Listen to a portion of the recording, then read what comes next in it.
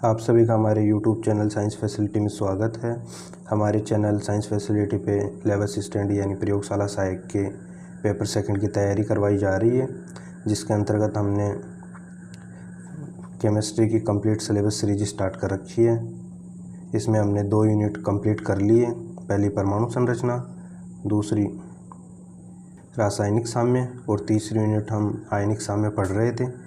आयनिक साम्य के अंतर्गत हमने 3-4 टॉपिक कवर कर लिए। इसी क्रम में हम अगला टॉपिक पढ़ते हैं, मूलक। मूलक यानी रेडिकल, वे अणु या परमाणु जिन पर आवेश होता है मूलक कहलाता है।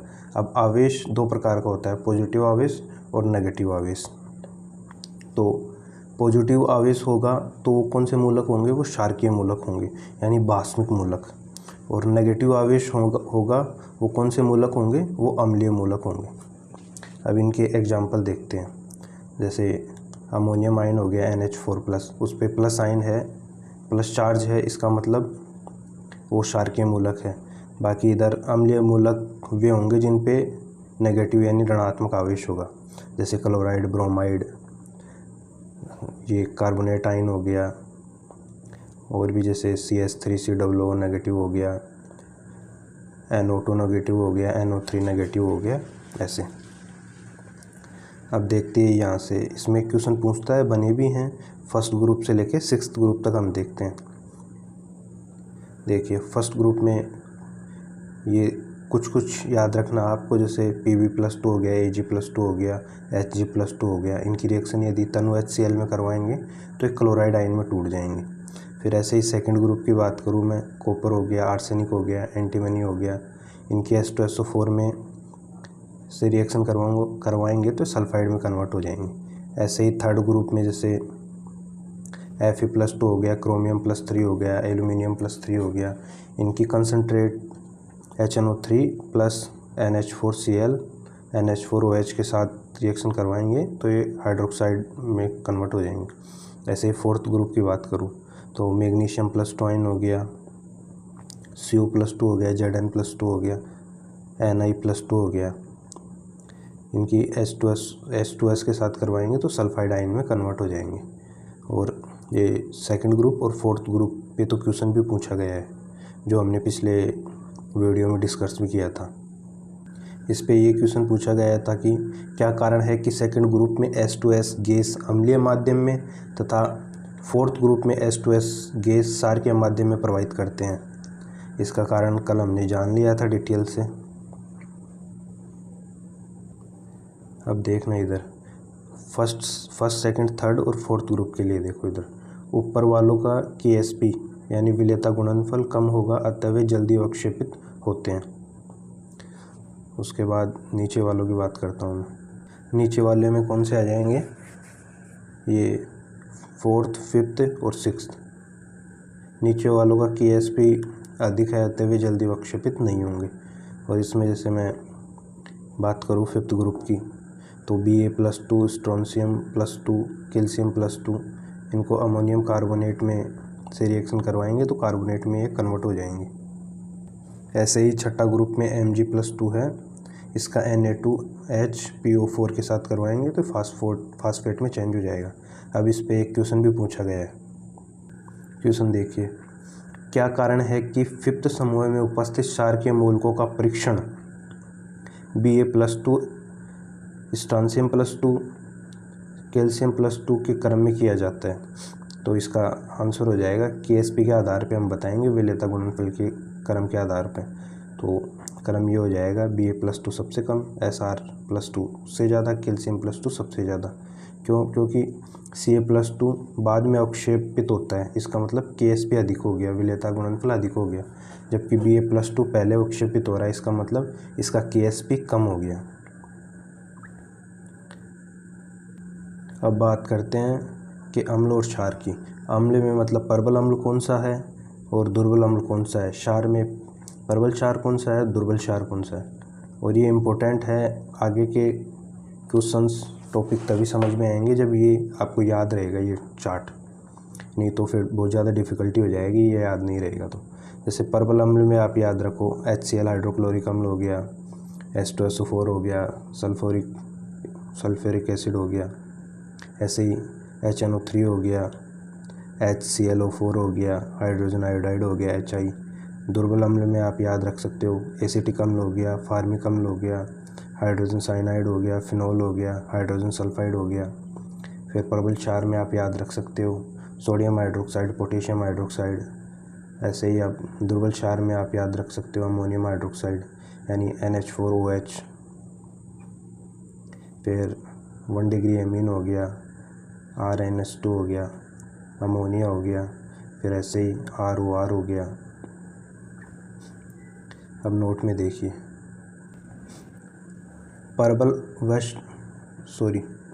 अम्ल व क्षार परस्पर अभिक्रिया करके लवण का निर्माण करते हैं तथा H2O का निर्माण करते हैं।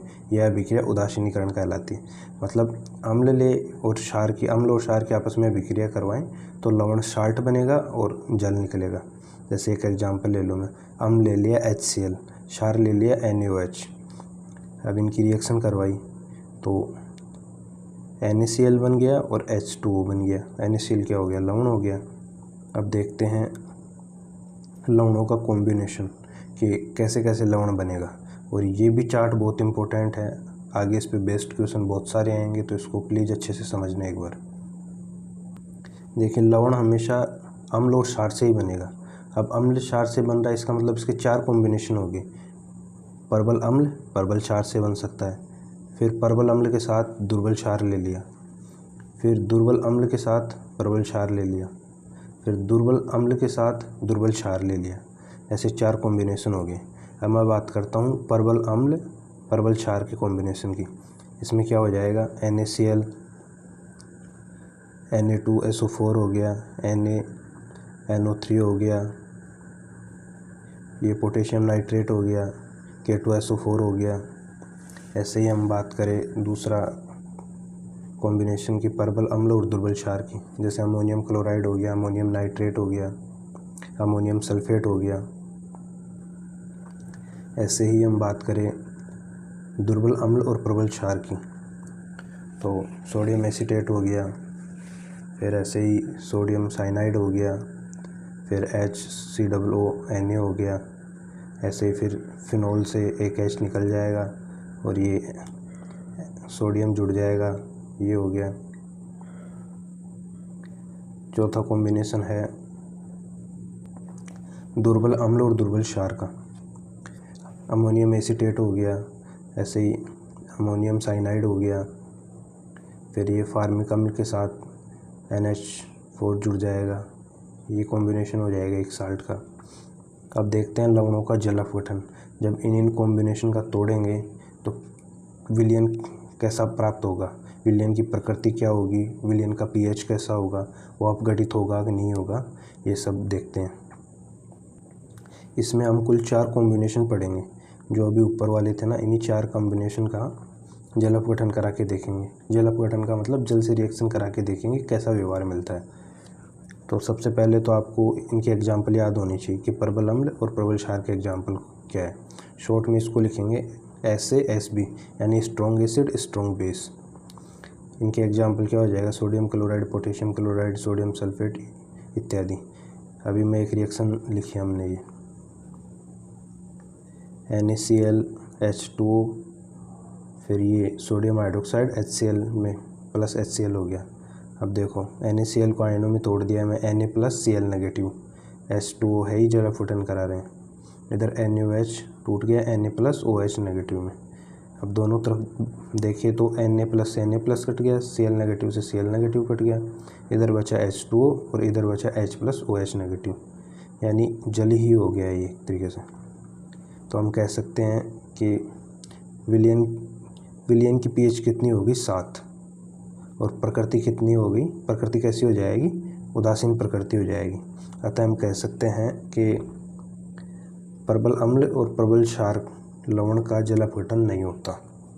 कारण हमने देख लिया रिएक्शन पढ़ के। अब अगले कॉम्बिनेशन पे बात करते हैं कि दुर्बल अम्ल के साथ प्रबल क्षार ले लिया, यानी वीक एसिड के साथ स्ट्रॉन्ग बेस लवण का जल अपघटन। पहले बात तो इसका एग्जाम्पल याद होना चाहिए, जैसे सोडियम साइनाइड हो गया, सोडियम एसीटेट हो गया, फिर ये फार्मिक अम्ल के साथ सोडियम जुड़ गया, सोडियम फार्मिक अम्ल ऐसे हो गया ये। अब देखिए सोडियम साइनाइड ले लिया हमने और जल के साथ रिएक्शन करवाई, इसका अलग आयनों में तोड़ दिया इसको,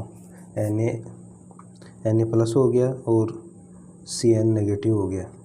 फिर इधर भी NaOH को आयनों में तोड़ दिया, Na+ हो गया, OH नेगेटिव हो गया, HCN है ही। अब ये Na+ से Na+ कट जाएगा, रिएक्शन में OH नेगेटिव बच रहा है। तो इसका OH नेगेटिव क्या बताता है? क्षारकीयता को बताता है। तो विलयन की प्रकृति कैसी होगी? क्षारकीय, और क्षारकीय प्रकृति के लिए pH कितना होगा? 7 से अधिक हो गया। अब ऐसे ही हम अगला देखते हैं, तीसरा कॉम्बिनेशन। तीसरा कॉम्बिनेशन है स्ट्रॉन्ग एसिड वीक बेस का, जल अपघटन करवाया। अब इसका एग्जाम्पल याद रखो, अमोनियम क्लोराइड, अमोनियम नाइट्रेट। तो अमोनियम क्लोराइड का जल अपघटन करवा रहा हूँ मैं, तो इसको आयनों में तोड़ दो, NH4+ Cl नेगेटिव। जल के साथ रिएक्शन करवाई, इधर भी HCl को तोड़ दिया H+ Cl नेगेटिव में, Cl नेगेटिव से नेगेटिव कट गया, इधर रिएक्शन में H+ बचा। H+ का मतलब अम्लीय प्रकृति, तो विलयन की प्रकृति अम्लीय है, इसका मतलब pH कितना हो गया? 7 से कम हो गया।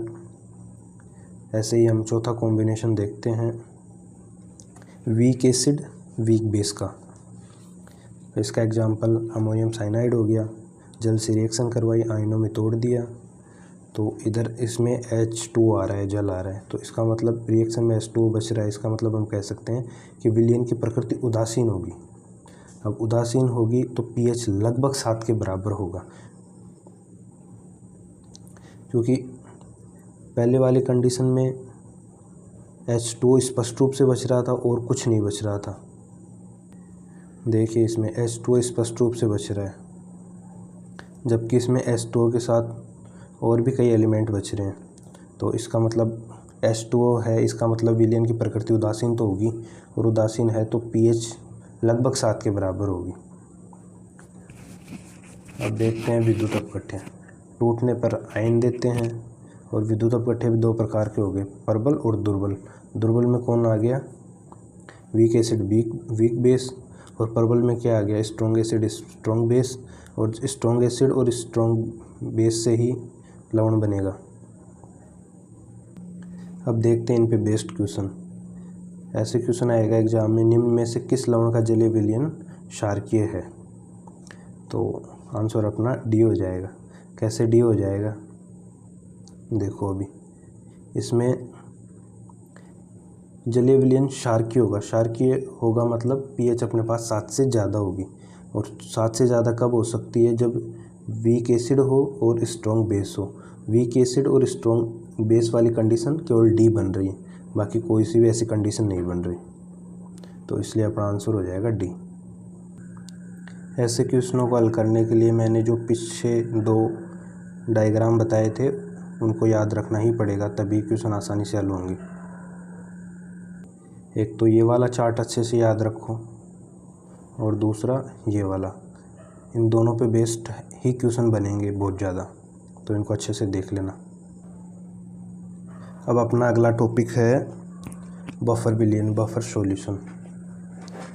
देखिए क्या होते हैं बफर विलयन। वे विलयन जो अपनी pH परिवर्तन का विरोध करते हैं बफर विलयन कहलाते हैं। या दूसरी परिभाषा की बात करें, वे विलयन जिनमें अम्ल क्षार जल की कुछ मात्रा मिलाने पर उनके pH में कोई परिवर्तन ना हो, वो बफर विलयन हो गया। यानी ऐसा विलयन जिसमें आप अम्ल मिला दो, क्षार मिला दो या जल की कुछ मात्रा मिला दो, तो उनके pH में कोई परिवर्तन नहीं होगा, पहले थी उतनी की उतनी pH रहेगी। या अपन कह सकते हैं वो pH परिवर्तन का विरोध करते हैं, pH परिवर्तन होने ही नहीं देते, वो बफर विलयन हो गया। अब बफर विलयन दो प्रकार के हो गए, एक तो साधारण बफर विलयन, एक मिश्रित बफर विलयन। देखिए पहला साधारण बफर विलयन। साधारण बफर विलयन कैसे बनेगा? दुर्बल अम्ल के साथ दुर्बल क्षार मिला दे तो वो साधारण बफर विलयन बनेगा। जैसे हमने दुर्बल अम्ल के बहुत सारे एग्जाम्पल पढ़े, दुर्बल क्षार के भी पढ़े, तो उनको मिला दो साधारण बफर बन जाएगा।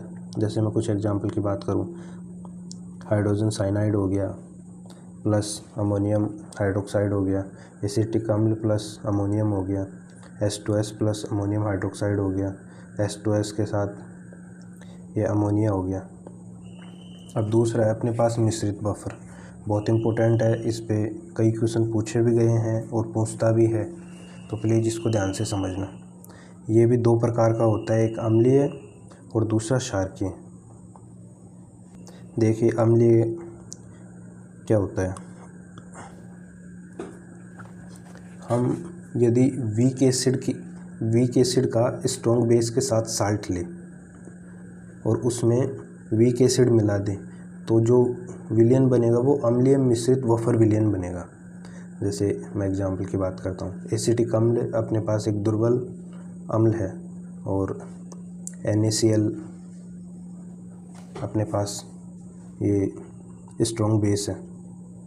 जब एसिटिक अम्ल और NaCl सोडियम क्लोराइड की रिएक्शन करवाएंगे तो HCl तो बाहर निकल जाएगा और सोडियम एसीटेट बन जाएगा। अब ये जो सोडियम एसीटेट साल्ट बनाया है उसका यदि वीक एसिटिक अम्ल के साथ यदि मिला दें तो वो क्या हो जाएगा, अम्लीय मिश्रित वफर विलयन हो जाएगा। ऐसे ही हम वीक एसिड का स्ट्रॉन्ग बेस के साथ साल्ट की बात करें NaCN का और इसके साथ हाइड्रोजन साइनाइड मिला दें तो ये अम्लीय मिश्रित वफर विलयन बन जाएगा। ऐसे ही एग्जाम्पल है। इसी तरह क्षारकीय है, क्षारकीय मिश्रित वफर विलयन। इसमें भी वही करेंगे कि पहले साल्ट बनाएंगे, साल्ट के साथ वीक बेस मिला देंगे। अम्लीय में यह था कि साल्ट बनाया, साल्ट में वीक एसिड मिला दिया। अब देखिए इसको, जैसे वीक बेस लिया हमने, अमोनियम हाइड्रोक्साइड वीक बेस ले लिया और स्ट्रॉन्ग एसिड HCl मिलाया तो रिएक्शन करवाई तो ये साल्ट क्या बना, अपना अमोनियम क्लोराइड बन गया और वो H2O बाहर निकल गया। अब ये साल्ट जो अमोनियम क्लोराइड बना है इसके साथ वीक बेस अमोनियम हाइड्रोक्साइड मिला दें तो ये क्षारकीय मिश्रित वफर विलयन बन जाएगा। ऐसे ही दूसरा एग्जाम्पल है। अब देखते हैं इन पे बेस्ड क्वेश्चन कैसे एग्ज़ाम में पूछता है। देखिए इन क्वेश्चन को ध्यान से, ऐसे क्वेश्चन एग्ज़ाम में भी पूछता है। क्वेश्चन क्या बोल रहा है, कौन सा वफर विलयन बनाएगा। क्वेश्चन देखो पहला कि 0.5 m एसिटिक अम्ल के 20 ml तथा 0.2 m सोडियम हाइड्रोक्साइड का 20 ml दे दिया। अब देखो सोडियम एसीटेट 0.5 है 20 ml में तो गुणा कर दिया, इसके कितने मोल हो गए, 10 मिलीमोल हो गए। ऐसे सोडियम हाइड्रोक्साइड का 0.2 है 20 ml में तो इससे गुणा किया तो 4 मिलीमोल आ गया है। अब देखिए एसिड दे रखा अपने पास एसिटिक अम्ल, साल्ट दे रखा है सोडियम हाइड्रोक्साइड, इनके मोल भी लिख दिए, एक के 10 मिलीमोल दे रखा है, एक के 4 मिलीमोल दे रखा है। अब जब ये रिएक्शन करेंगे तो साल्ट बनेगा और जल बनेगा। साल्ट बनेगा तो उसमें जिसके मिनिमम मोल होंगे उसी के साथ उसी के मोल के बराबर का साल्ट बनेगा। जैसे बेस सोडियम हाइड्रोक्साइड के पास 4 मिलीमोल है तो ये अम्ल के भी 4 मिलीमोल लेके ही साल्ट बनाएगा, बचे हुए ऐसे कैसे रह जाएंगे। तो 4 इसके मिलीमोल ले लिया, 4 इसके मिलीमोल ले लिया तो साल्ट बना, सोडियम एसीटेट का 4 मिलीमोल का साल्ट बन गया। अब एसिटिक अम्ल का 6 मिलीमोल बच गए। अब आगे वफर विलयन बनाने के लिए जो साल्ट बनाया उस साल्ट में वीक एसिड डाल देंगे तो वो वफर विलयन बन जाएगा। तो देखो ये 4 मिलीमोल का जो साल्ट बनाया है वो WA का यानी वीक एसिड का स्ट्रॉन्ग बेस के साथ साल्ट बना है और इसमें जब वीक एसिड डाल देंगे वापस तब ये वफर विलयन बन जाएगा। देखिए ये परिभाषा हमने बता रखा था कि WA यानी वीक एसिड का स्ट्रॉन्ग बेस के साथ साल्ट में वीक एसिड डाल देंगे तब ये वफर विलयन बनेगा। और टाइप कौन सा हो जाएगा इसका, अम्लीय मिश्रित वफर विलयन, तो ये वफर विलयन बनेगा। अब नोट में क्या दे रखा है, मोलरिटी, मोल कैसे निकालेंगे, मोलरिटी इंटू आयतन V, लीटर में लेंगे तो L हो जाएगा और मिलीलीटर में लेंगे तो ml हो जाएगा। जब ml लेंगे आयतन तो मिलीमोल आ जाएगा। ऐसे ही दूसरा क्वेश्चन देखिए दूसरा क्वेश्चन क्या बोल रखा है। 0.5 m एसिटिक अम्ल के 20 ml में तथा 0.5 m सोडियम हाइड्रोक्साइड के 30 ml में है। सॉल्यूशन देखिए, एसिटिक अम्ल 0.5 कितने ml में है, 20 ml में, गुणा किया तो ये 10 मिलीमोल आ गया। ये 0.5 के पास m है, इसका मतलब मिलीमोल ही है। इधर अब सोडियम हाइड्रोक्साइड की बात करें तो 0.5 और ये कितने ml में है, 300 ml में है, तो ये 15 मिलीमोल आ गया। सॉरी, यहाँ देखिए इसका m का मतलब मोलरिटी मोललता है और ml का मतलब मिलीमोल है। सॉरी, एक बार देखिए इधर, जब m मोलरिटी आयतन गुणा होता है तब मोल बनता है। जब आयतन को लीटर में लेंगे तो मोल और आयतन को मिलीलीटर में लेंगे तो मिलीमोल बनेगा, ऐसे है। अब देखिए अम्ल के अपने पास 10 मिलीमोल बने और क्षार के अपने पास 15 मिलीमोल बने। जब भी साल्ट बनेगा तो मिनिमम जिसके पास मोल होंगे उस हिसाब से साल्ट बनेगा। अभी एसिड के पास 10 मिलीमोल है तो जो साल्ट बनेगा वो 10 मिलीमोल का ही बनेगा और जल बन जाएगा। अब सोडियम हाइड्रोक्साइड के 5 मिलीमोल बच गए और जो अपना साल्ट बना वो 10 मिलीमोल का बना। और साल्ट किस चीज़ का बना, दुर्बल अम्ल का स्ट्रॉन्ग बेस के साथ साल्ट बना। और इसमें किसके मोल मिलाएंगे हम, मिलने तो चाहिए इसमें वीक एसिड के, लेकिन बचा क्या है यहाँ 5 मोल अपने पास स्ट्रॉन्ग बेस के, तो ये अपना बफर विलयन नहीं बनेगा क्योंकि अपने पास ये क्षारकीय मिश्रित बफर विलयन की परिभाषा ये है कि वीक बेस का स्ट्रॉन्ग एसिड के साथ साल्ट बने और उस साल्ट में मिले कौन सा, वीक बेस ही मिले। देखना यहाँ आप ऐसे सिंपली याद रख सकते हो कि डब्ल्यू वीक कब मिलेगा, जब डब्ल्यू वीक का एसए के साथ साल्ट बने, और ऐसे ही इधर डब्ल्यू ए कब मिलेगा, जब डब्ल्यू ए का एस बी के साथ साल्ट बने। तो ऐसे याद रख सकते हो। ऐसे ही अपने पास ये तीसरा क्वेश्चन है, इसमें भी बफर विलयन नहीं बनेगा। चौथे क्वेश्चन में देखिए इसमें बफर विलयन बनेगा कैसे। शॉर्ट में आप देखो ये NH4Cl क्या है, वीक बेस का स्ट्रॉन्ग एसिड के साथ साल्ट है और इसमें मिला भी क्या रहे हैं, वीक बेस मिला रहे हैं, तो अपना ये बफर विलयन बन जाएगा। अब नए एरो की बात करते हैं, बफर विलयन की pH। अब देखिए अम्लीय बफर की pH क्या फॉर्मूला हो जाएगा, pH बराबर pKa plus log concentration of लवण बटा कंसंट्रेशन ऑफ अम्ल, और इसको क्या कहते हैं, एड्रेशन समीकरण कहते हैं। अब इसके 3 केस है, यदि लवण की कंसंट्रेशन अम्ल के बराबर हो तो pH बराबर क्या हो जाएगा, pKa हो जाएगा। दूसरा, यदि लवण की कंसंट्रेशन अम्ल से ज़्यादा है तो pH ग्रेटर देन हो जाएगा pKa के। तीसरा केस क्या हो जाएगा, लवण की कंसंट्रेशन अम्ल से कम है तो pH लेस देन होगा pKa के। अब दूसरी कंडीशन देखते हैं, जब इस एड्रेशन समीकरण में log 10 लवण बटा अम्ल को 1 मान ले तो ये क्या हो जाएगा, pH के पास क्या हो जाएगी, pKa प्लस माइनस 1। ऐसे ही हम क्षार की बात करें, क्षार की बफर विलयन की pH की, तो POH बराबर क्या हो जाएगा, pKb प्लस लॉग लवण बटा क्षार। ऐसे इसके भी 3 केस देख सकते हैं, जब लवण की कंसंट्रेशन क्षार से ज़्यादा हो, कम हो, बराबर हो, और जब इसको 1 मान लेंगे तो प्लस माइनस 1 आ जाएगा। अब एक फॉर्मूला और हमने पढ़ा था कि pH प्लस POH बराबर 14 होता है। तो जैसे pH निकालनी है और हमें POH दे रखा है तो 14 में से POH को घटा देंगे तो pH प्राप्त हो जाएगी। अब देखिए एक क्वेश्चन दे रखा है हमें कि Ka की वैल्यू 10⁻⁴ दे रखी है और हमसे pH पूछ रहा है, तो इसका कैसे निकालेंगे सॉल्यूशन। चूँकि हम जानते हैं कि pKa बराबर होता है माइनस log Ka, ये फॉर्मूला हम पीछे पढ़ भी चुके हैं। तो यहाँ Ka की वैल्यू रख देंगे। अब देखो ये सामने आएगा -4, तो माइनस माइनस प्लस 4 हो जाएगा। log 10 पे 10 की वैल्यू 1 होगी, तो pKa का मान कितना हो गया, 4 हो गया। अभी pH परास का फॉर्मूला हमने देखा pKa + -1, तो इसमें रखेंगे तो 4 + -1, तो pH की परास कितनी आ गई, जब 4 में 1 घटाएंगे 3, 1 जोड़ देंगे 5, तो pH की परास कितनी आ गई, 3 से 5 तक। अब एक क्वेश्चन और है, इस पे